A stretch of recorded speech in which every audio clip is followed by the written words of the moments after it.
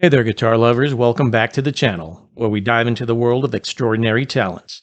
Today, we're unleashing the fury with the one and only Yngwie Malmsteen. So grab your air guitars and let's jump right in.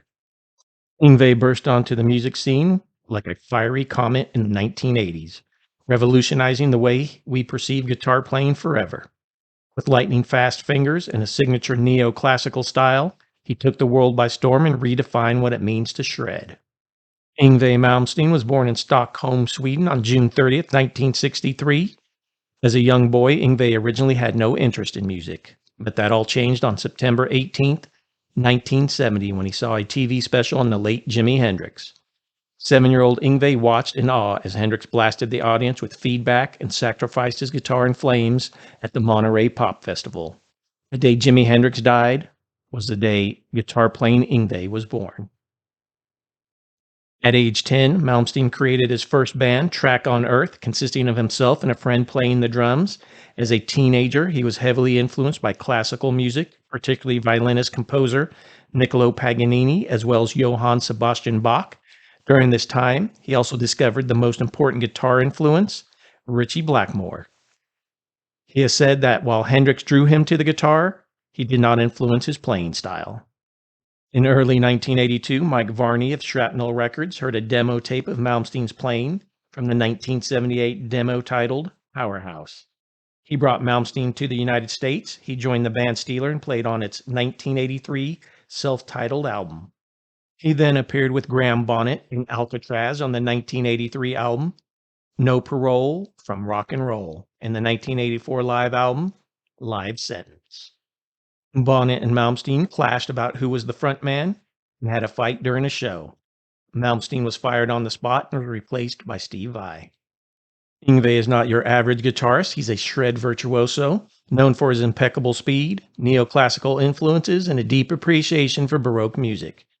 Yngwie carved a niche for himself in the guitar world. His arpeggios, sweeps, and blistering solos have inspired countless musicians around the globe. In 1984, Malmsteen released his first solo album, Rising Force. The album was meant to be an instrumental side project during Alcatraz, but it ended up featuring vocals by Jeff Scott Soto. Rising Force was nominated for a Grammy Award for Best Rock Instrumental.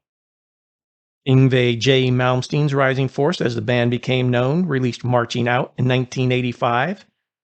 I saw Malmsteen in 1985 as part of Day on the Green with Scorpions, Rat, Y&T, and Metallica. Malmsteen's third album, Trilogy, in 1986, featured vocals by Mark Bowles. Bowles left in the middle of the tour and was replaced by Soto. The tour was canceled after Malmsteen was involved in a serious car accident, smashing his Jaguar into a tree, which put him in a coma for a week and causing nerve damage to his right hand. Former Rainbow vocalist Joe Lynn Turner joined the band. In April of 1988, he released his fourth album, Odyssey, which became his best-selling album due to the success of the single Heaven Tonight. Shows in the Soviet Union during the tour were recorded and released in 1989 as Trial by Fire, live in Leningrad. Malmsteen released two albums in the early 1990s, Eclipse in 1990 and Fire and Ice in 1992 with singer Goran Edman. The Seventh Sign was released in 1994 and Magnum Opus in 1995 with former Loudness singer Mike Facera. Malmsteen released the album Inspiration 1996, featuring three of his former singers, Soto, Bowles, and Turner. Also in 1996, Malmsteen joined former band members Soto and Marcel Jacob on the Human Clay album, playing lead guitar on the track Jealousy.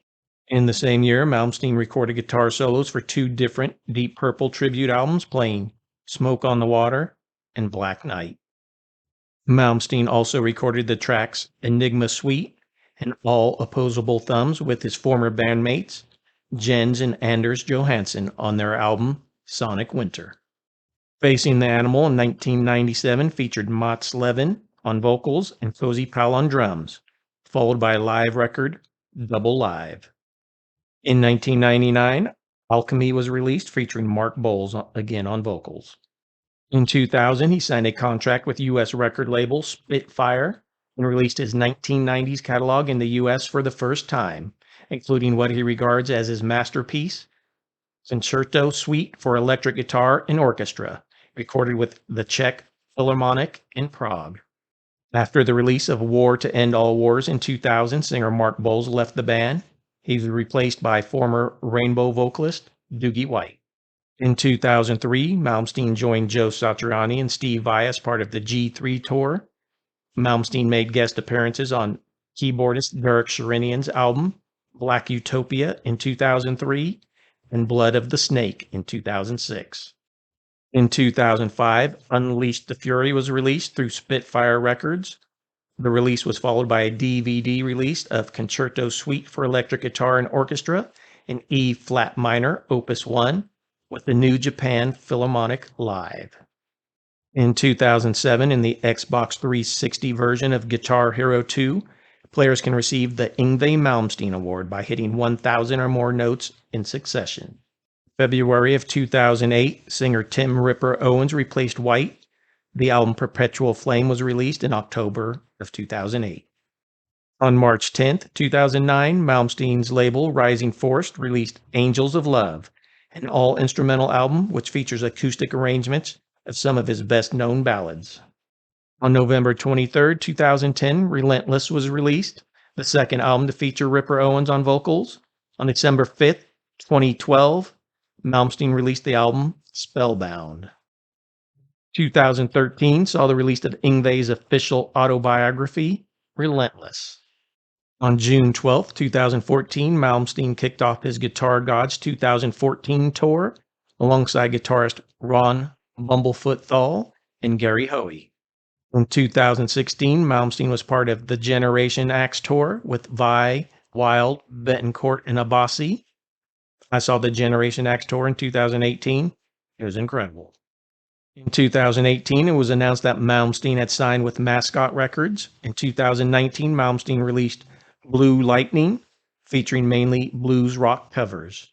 On July 23, 2021, Yngwie released the album Parabellum. On July 17, 2023, Yngwie announced his first online interactive video guitar masterclass on TrueFire. He uses backing tracks pulled from 10 of his songs as the framework, in which he demonstrates his creative process, technical skills, and performance insights. Malmsteen has been a longtime user of Fender Stratocasters. He has had a signature Strat since 1986. He used DiMarzio HS3 single coil pickups, but switched to Seymour Duncan's YJM Fury pickups in 2010. His most famous Stratocaster is his 1972 blonde Stratocaster known as the Play Loud guitar, due to a sticker that Anders Johansson put on the upper horn of the guitar. Besides Strats, Malmsteen has played and appeared in ads for Aria Pro 2 and Schecter in the early 1980s. Today, for acoustic and nylon string guitars, he uses his signature Ovation YM68s. Malmsteen uses light gauge Fender strings 8 to 46, and there's also a signature YJM 100-watt Marshall amplifier. And there you have it, folks, the story of Yngwie Malmsteen, the shred god who continues to amaze and inspire us all. If you enjoyed this dive, don't forget to hit that like button, subscribe for more musical journeys, and let us know in the comments who you'd like us to feature next. Until then, keep rocking and shred on.